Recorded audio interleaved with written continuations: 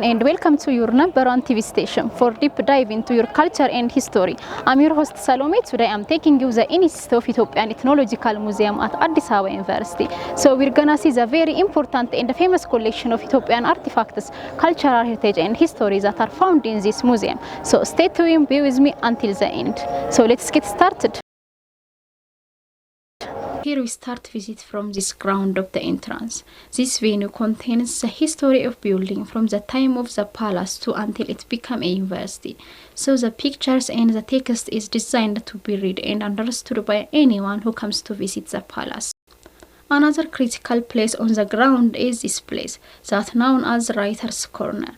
This place is designed to remember and memorize the writers who said to have left a significant mark in the history of literature in Ethiopia. Out of this, the original work of Dr. Addis Ababa handwritten fiction book is here. Our way to the first floor of the museum, shields and the spears in various shape and size remind us a very heroic manner how Ethiopians battles in the earlier period.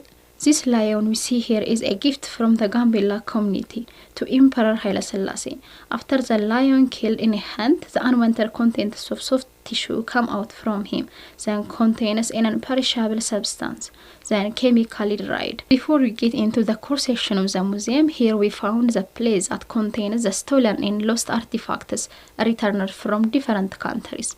This section shows the birth system of various Ethiopian nationalities, like Hadia nation. It shows how much Ethiopian has maintained indigenous children's games such as chess, and how Ethiopians are learned before the emergence of printing system. The second section is called Adulthood. It aims to give a brief overview of the work experience of most Ethiopians. It shows how houses look like in Eastern Ethiopia, how agriculture is a backbone of the most Ethiopians, and also the weaving system to our traditional clothes. The last one in this human cycle section is Days and Beyond. It describes how the dead person were treated in the past, especially in South Ethiopia, and also symbolize what was the identity of a person who was a hero. This is a reminder of how our father and grandfather used this kind of table to eat. So it was used as a catering and dining facility in the earlier times.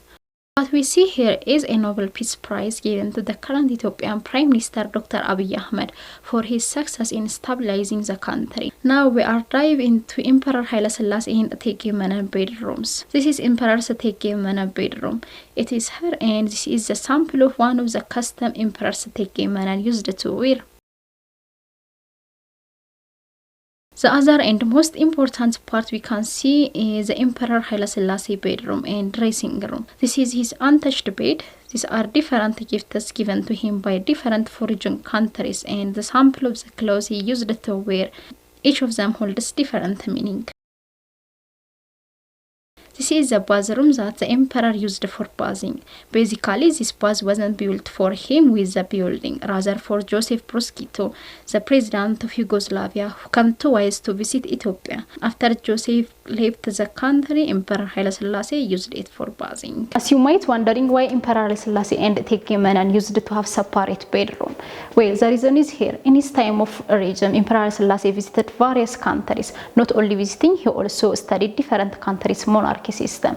Then he get much interest in the English monarchy system. As we all know, in English monarchy system, husband and wife have separate bedroom. So that's why we see here different or separate bedroom. Our tour is still going on. We have already seen the ground section and the core part of the museum that are found in the first floor.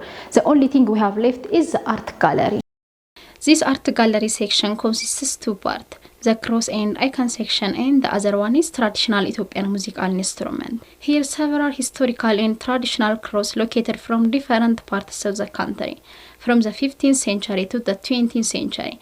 Among them, processional crosses and hand crosses that usually priests hold are mentioned. This is some of the musical instruments, each differ by their size and the kind of sound they reproduce.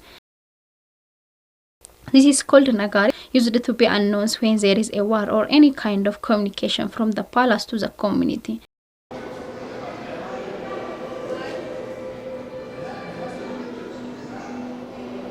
Because the museum is a historic site, It attracts large number of tourism visitors from abroad. Unfortunately, we couldn't include their interview because they didn't permit us to take a shoot. But also, since the museum is located at the university, it is usually visited by students. ያለኝ ነገር ብዙ ታሪካዊ ነገሮች አሉ የበፊት የቆዩ from the museum is everything. There are many historical moments, crosses of different decades with special story. And the untouched bed of Emperor is amazing. It makes us aware of their incredible. ሰዎችን ባናቅም ስራቸውን እንድናይ አድርጎናል። She also shared her idea to everyone to visit the museum. የምፈልገው ነገር የሆነኔ ሁሌ መጥቼ እንደዚህ ጓደኞቼ ጋር The message I want to convey is I say to everyone should come and ሌላ ሰው እንዲያስተላልፍ ብዙ ታሪካዊ እቃዎች ስላሉ እንደዛ ቢያደርጉ ስል እኔ ማስተላለፍ መልገው ማለት It's finally time to end our program. Today we together visit this historical museum for a while. I hope you guys enjoyed it and I highly recommend you to visit it in person because what I have told you today is a very few of them. Here every little thing holds a meaningful story.